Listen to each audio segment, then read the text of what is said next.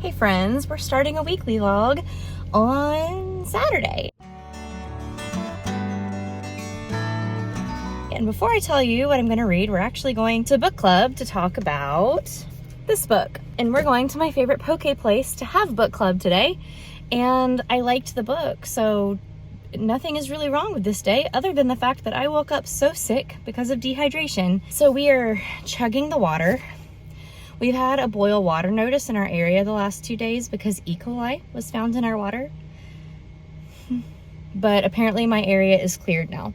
But I was very dehydrated this morning, sick to my stomach, but everything seems to be clearing up. I have not eaten anything, so I am hungry for some poke, and I'm ready to talk about this book. And then when I get home, I'll tell you the plans for reading for the week. Looked like, you know what I mean? Like, it's in the description. It was like, what's the movie? I was like, what's with that? That's absolutely 100%. I was having such a great time. I was on. Off the spinning.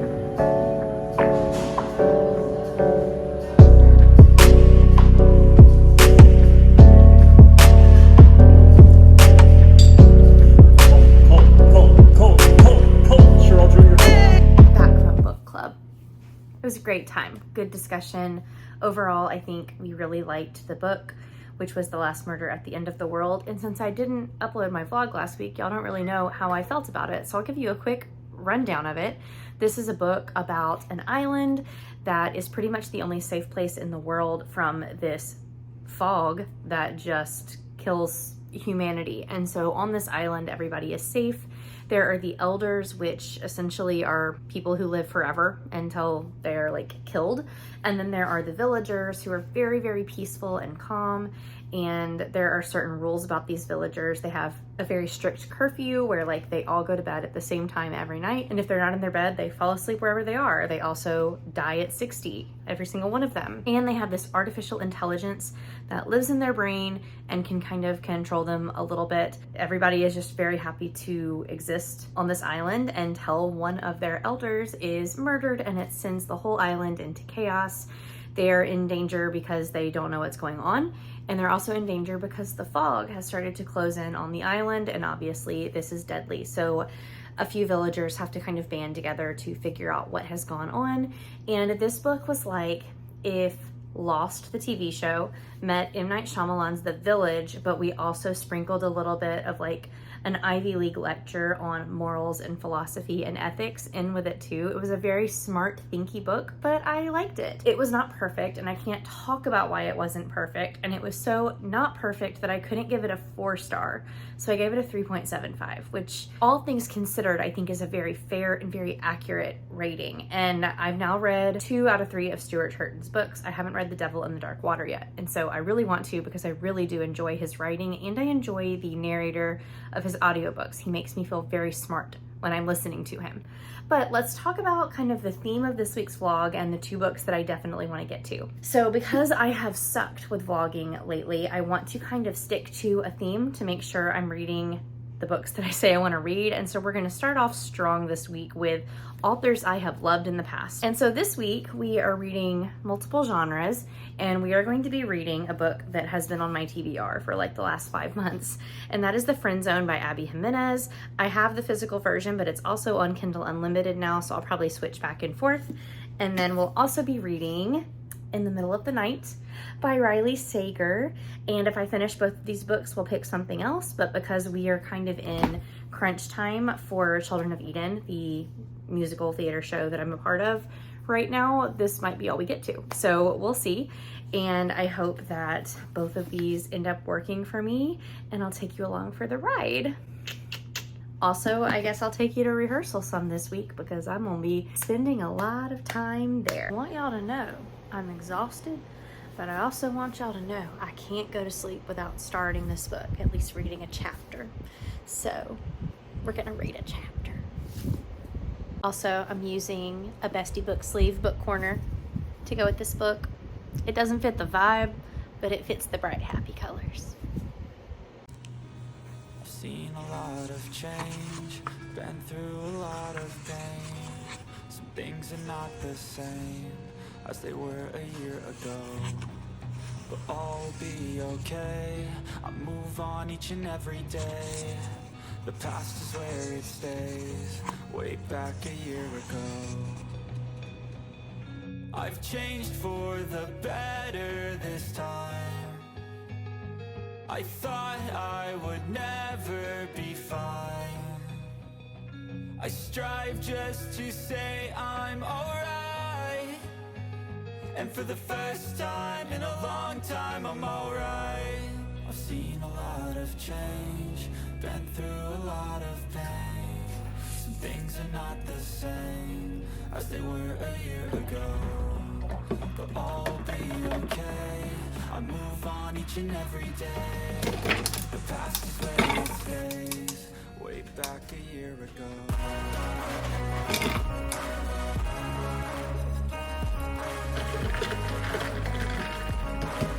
Happy Sunday morning, friends. I woke up, I played all of my little phone games like Connections and Wordle and the mini New York Times crossword puzzle, which is my favorite, and watered my plants and had breakfast, which I think y'all saw a little bit of, but I'm about to go get ready.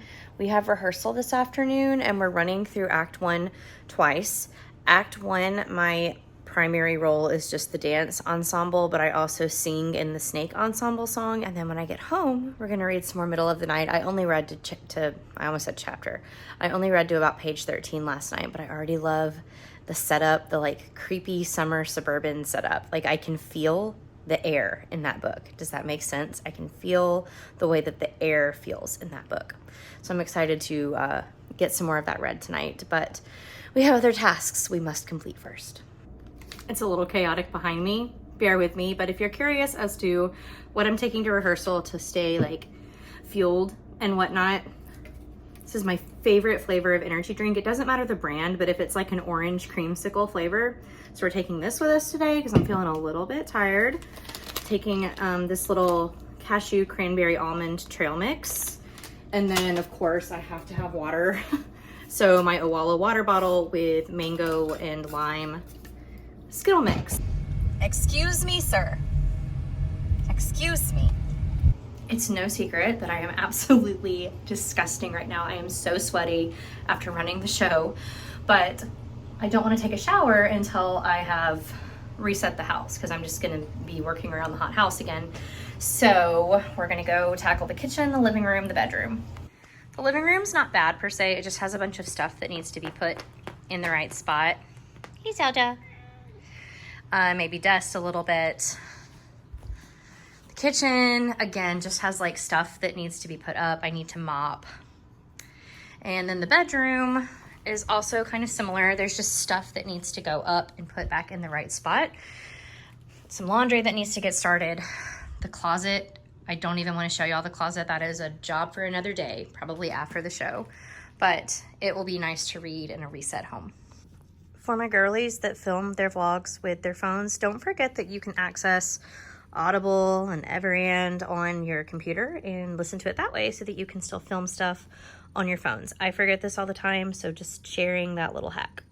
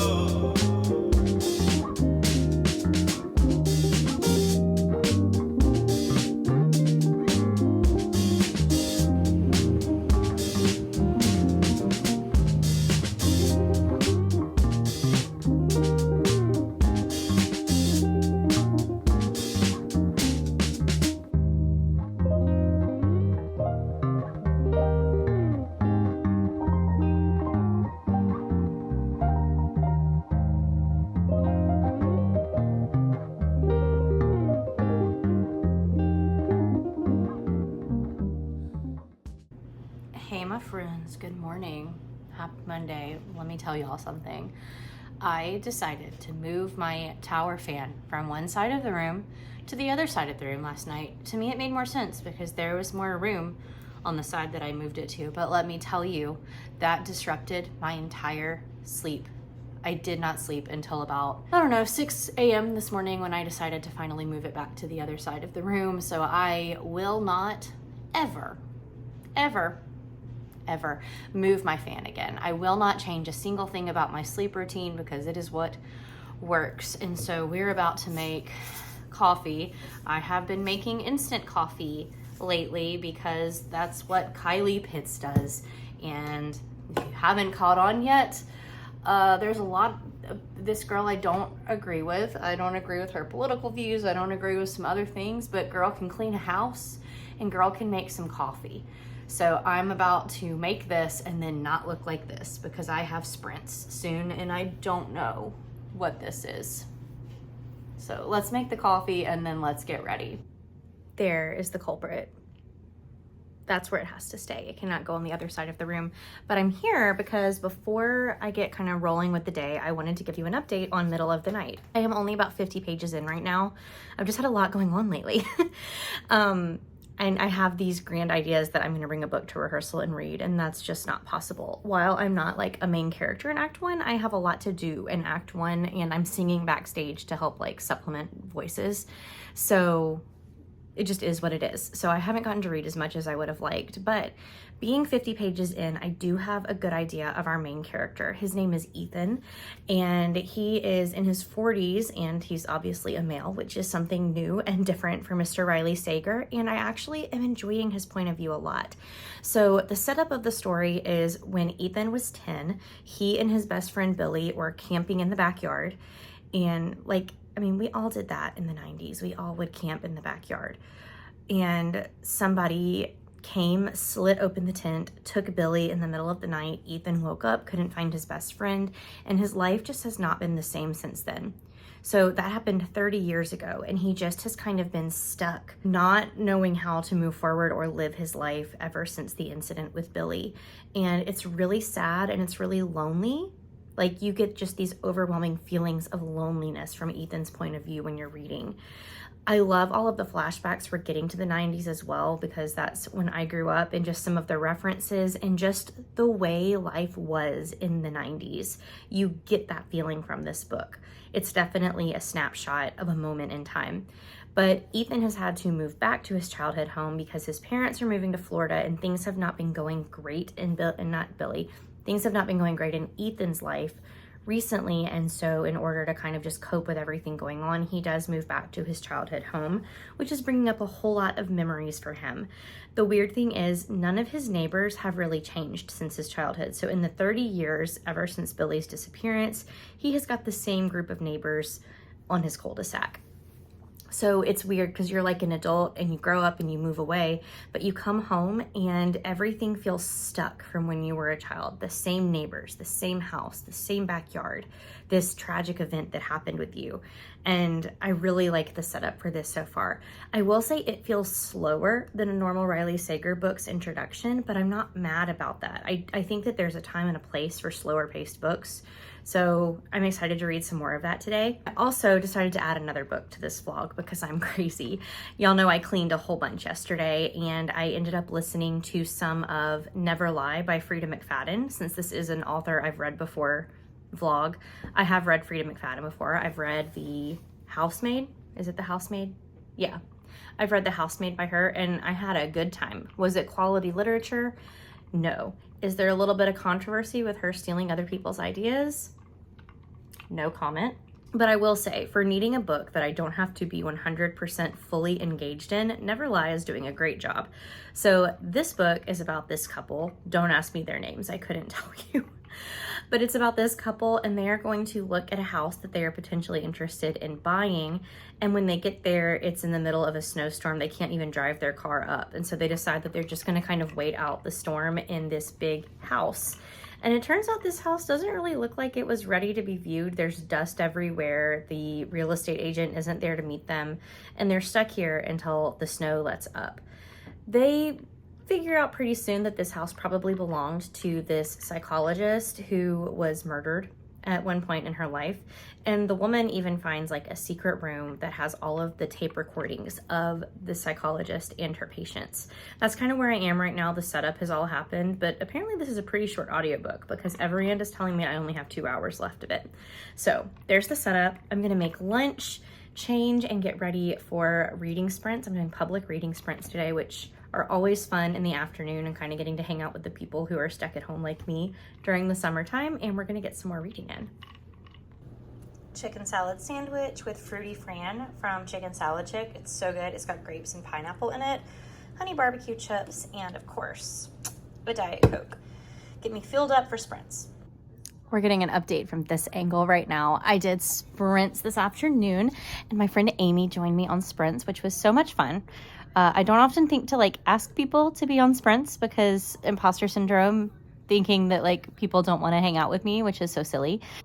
That was a lot of fun. I read to page, I think 112 of Middle of the Night. And here is where my opinion stands so far. It is slower than other Riley Sager books, and I feel like that's something that a lot of people have mentioned, but I think that the pacing makes sense because of the setting of this book. First of all, in a lot of his other books, you have a protagonist that like shows up somewhere. They're uprooting their lives into something unfamiliar. And for the majority of his books, I feel like that's true. For this one, our main character is coming back to something that is very familiar to him. So already, like, the way that the book starts out is different. And then he's coming into a suburban life. Like, he's returning to his suburban life from a child. And suburban life is monotonous. It is slow. And so I think that it all makes sense. But you have this subtle edge of creepiness that is slowly building and building and building. So I like that. I like the main character a lot. He's not over the top like some of other Riley Sager's characters, and again, I think it makes sense.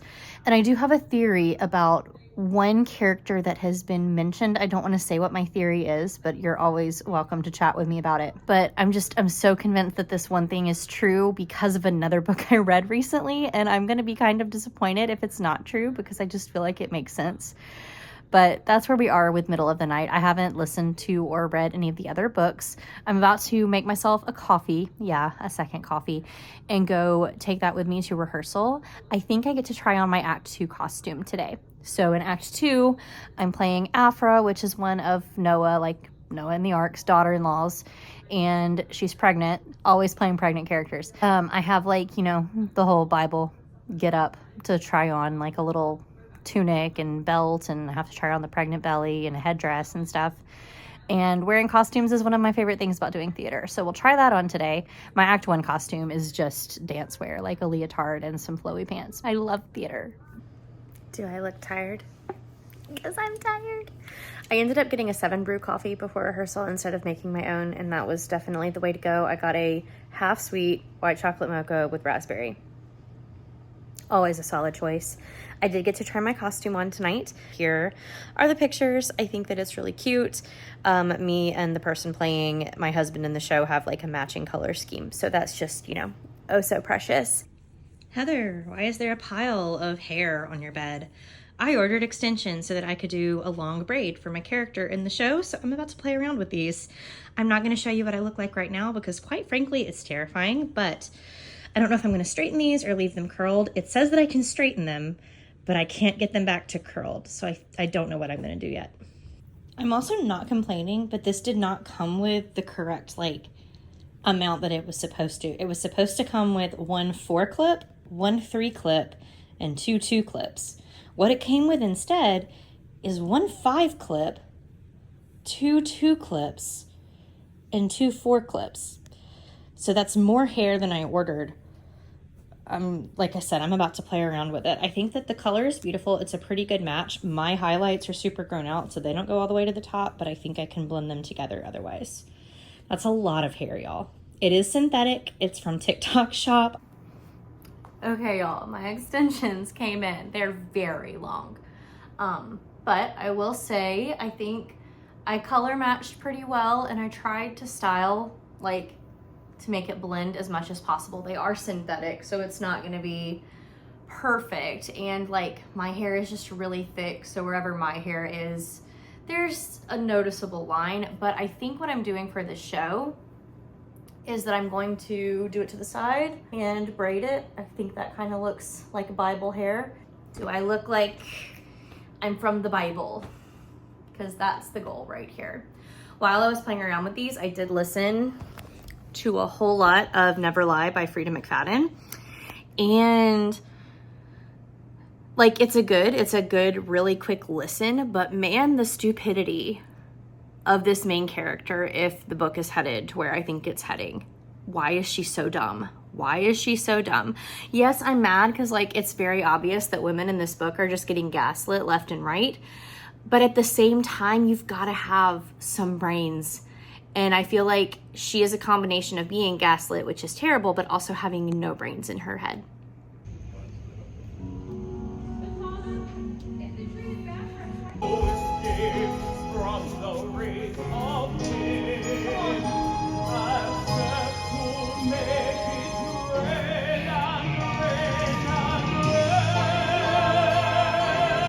Rehearsal went great tonight.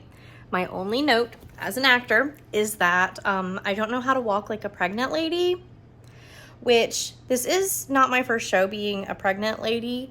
And I do feel like once I have the fake like pregnant belly on, I adjust to it a little bit more.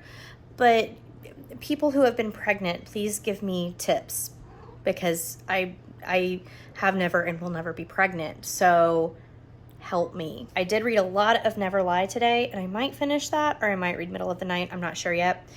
And there's something else I was going to say. Oh, okay. So I got this new rug in April, the beginning of April. I think I showed y'all in the baby shower vlog for my brother. But I have not spilled a thing on it, a single thing on it in all of those months. In the last 24 hours, I have knocked over a McDonald's Diet Coke. I have spilled my Owala water bottle that had blue Skittle pineapple mix in it. And when I got home from rehearsal, Sherlock had thrown up on it. How do I know it was Sherlock? Because there was pine straw in it. And Sherlock is the only cat that likes to run outside and eat pine straw, which I know is bad for him, which is why I don't let him go outside. But he did it yesterday. So I have been a cleaning fiend on this rug. All right, friends, I just got ready for the day, wearing the extensions to just kind of like get used to them, but also I'm filming today, so I thought they would be fun to have in. I feel like a different person. They are not a perfect blend in the back, so y'all don't look at the back of my head, which I would have to show you the back of my head, and I'm not going to do that. But let's talk about what all I've done this morning, because it's been a lot. I actually woke up before 10 o'clock today, like ready to start the day, which does not happen. And here are the things I did. I went and shipped off a book for my Sisterhood of the Traveling Books group. And then after that, I went to Kroger to pick up cat food and miscellaneous items and found out that Diet Coke 12 packs were buy two, get two. So you know I love that. I had a free drink at 7 Brew, which is why I have a giant drink today. This was a large half sweet blondie with cold foam and caramel drizzle. When I get a free drink, I go all out. And then I have been home getting ready for the day. Obviously, I have not made my bed yet, and Zelda is enjoying that immensely. But I did want to get on here and talk to you about Never Lie, because I finished it last night. And I was complaining yesterday about how predictable it felt. And in some cases, I still think that's true, and in other cases, I don't. Here's why. The main issue that I thought was very, very predictable ended up being wrong. So props to Frida McFadden, she surprised me there. However, there were 2 other things going on that I called at the beginning of the book, and they were true. So I don't really know if that's a complaint, because some people, that's why they read thrillers. I like to be surprised when I read a thriller, and my brain wasn't trying to work too hard, but it still figured these things out. So I gave it 2.5 stars. I'm not giving up on her yet though, because here's my history with Frida McFadden. I read The Housemaid, I gave it 4 stars. Then I read The Teacher and I DNF'd it. So that's opposite ends of the spectrum, right? And then I read this book and I gave it 2.5 right down the middle. So I feel like I owe her one more chance. I got my video filmed, edited, and uploaded all before 4 p.m. I feel very accomplished today. I have not read anything, but like sometimes just like the video stuff is like an entire day. Sometimes I don't read when it's video stuff, but I feel so tired. And y'all saw the size of that coffee I had earlier. I'm about to go make myself a Kylie Pitts coffee. I can't stay awake, and I have to stay awake. I've got to go dance and sing. Blah. Room is always pure chaos after filming a video. Books, hair, tripod. Anyway, I don't want to clean it up right now, so I'm not going to. I am well aware that this is not typical dinner. This is a turkey and Havarti sandwich with spicy pickles and then some sea salt and vinegar chips. This is much more of a lunch meal, but it's too hot for me to want to heat anything up. So this is what I'm having for a pre-show run dinner. Hey friends, it's Friday morning, and by morning I actually mean morning and not like noon. I woke up incredibly early today. I don't know why, because I didn't go to sleep till like 1, but I was up at 6 and I've been reading. So I did not vlog at all yesterday on the 4th of July for a magnitude of reasons. First of all, I did not sleep well. Like the night of like the 3rd to the 4th, I did not sleep well. My feet were killing me with Charlie horses. We switched dance shoes at rehearsal to the ones that we'll be wearing in the performance, and they really hurt my feet. So my feet were killing me, and once I woke up in the middle of the night, I could not go back to sleep. So I was tired, I was cranky all day. I did read a little bit of middle of the night, maybe like 30 or 40 pages, but not enough to like justify a reading update. And then my best friend came over with pie, which was so nice of him.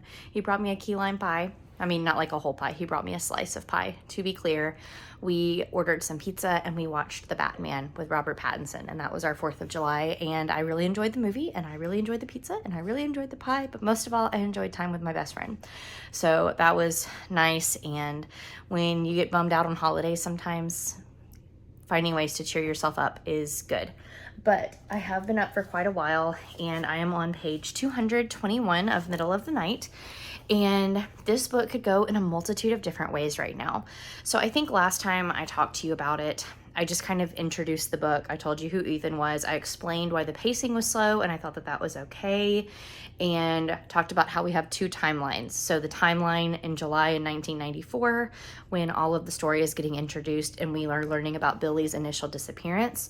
And then we have current day when Ethan is coming back home and he is like 40 and trying to figure out what is going on in his neighborhood. I said that I had a couple of theories about things then. Those things I still think are true. I really think I figured something out like super early in this book. It's interesting. I don't think that this is going to be a 5-star Riley Sager, but that said, I don't think it's going to be a low rated book either. There's just something that is a little bit repetitive about going to the past timeline and it lining up so perfectly with what's going on in present day that it feels a little bit redundant, and like something else could be happening to just differentiate the past and the present a little bit more, because everything is just lining up so perfectly and so conveniently. And I don't want to say more than that for fear of spoilers, but if you've read the book, then I think you probably know what I'm talking about. But that said, I'm still enjoying it. We definitely have kind of like band of kids in the neighborhood running around a la Stranger Things. You've got the babysitter, the 2 best friends, Ethan and Billy, and then you've got their neighbor Russ, who they don't really like, but they're kind of hanging out with anyway. And then you've got this older guy in the neighborhood, Rajesh, I think is how you pronounce his name. Rajesh is definitely like trying to be the cool older kid who pranks the kids and is like trying to get them to push the boundaries of like what their parents would allow them to do so that they're not babies. And then you have their babysitter, Ashley, who is like, guys, if you're not comfortable with this, you don't have to do it. But I feel like we're about to hit like a very chaotic point of the book, so I'm going to get back to reading. I have not started The Friend Zone yet, but I did find the audiobook on Spotify, and since I listened to 2 times speed, that should be like a 4.5-hour audiobook. So between today and tomorrow, I should probably finish that. One of my theories has just been proven correct. Not to mention, if we're talking the Stranger Things vibes, the mom's name is Joyce. I had a little nap, and now I'm here to be a beverage goblin with my Skittle water, my instant coffee, iced coffee, and a leftover Diet Coke. So, beverage goblin reading time commenced. Thought I would give you guys a little bit of a garden update before I wrap the vlog up. So some of my plants are thriving and some of my plants are not surviving. Let's take a look at them. Starting with the strawberries, we have a lot of dead leaves on the inside. However, we are growing some little baby strawberries. Let me see if I can find some good ones. They're really small, but they are growing, and there are several spots with strawberries. There's another one. There's one more little section, but I'm not sure where it went. So we do have some strawberries. Not enough for anything special, but it still feels cool to have them here. The rosemary never took off. Rosemary was a fail this year. My little Juliet tomatoes are everywhere, growing a ton of these. This one has 2 tomatoes growing out of the same flower. That's crazy. And a ton more flowers that haven't even blossomed yet. So getting good cherry tomatoes off of here and continuing to grow more. The cucumber has been kind of a fail. I have not gotten a single cucumber off this plant. This sad little tomato never stood a chance. Cut off all of the dying leaves and then it just never grew anymore. The eggplant is growing beautiful and tall. However, every time I get a flower on it, the flowers fall off. So we're just gonna let it be a pretty plant, but it cannot sustain life. Same with the beans. Nothing ever happened with the beans. The peppers. My sweet pepper got attacked by aphids, and in my attempt to try and keep the aphids off of it, I killed the whole plant. So there will not be any bell peppers. The Thai peppers are having a great time. These really dark green ones are about to turn red, and these things are spicy. Brent and I tried one of them the other night, and I took a bite, like a really small bite of it, and it wasn't that spicy to me, and I was like, oh, it's gonna be fine. And then he took a bite of it, and he definitely got the spicy flavor from these. So warning, these guys are spicy. And then my jalapenos do have some aphid issues. However, I'm getting a lot of jalapenos right now. So there's another one. Lots of jalapenos. And then over here on my bigger tomatoes, this beefsteak tomato, I've got another one growing down there, and some more flowers up here. And then this one, I'm starting to get some flowers on it. And then my Cherokee purple tomato, I've gotten a couple off of here. And you can see I'm getting some more slowly. Lots of flowers on this guy. So haven't gotten much off of him yet, but I think he's thriving. Obviously he's getting really tall. This plant is about as tall as me now. So yay for the tomatoes.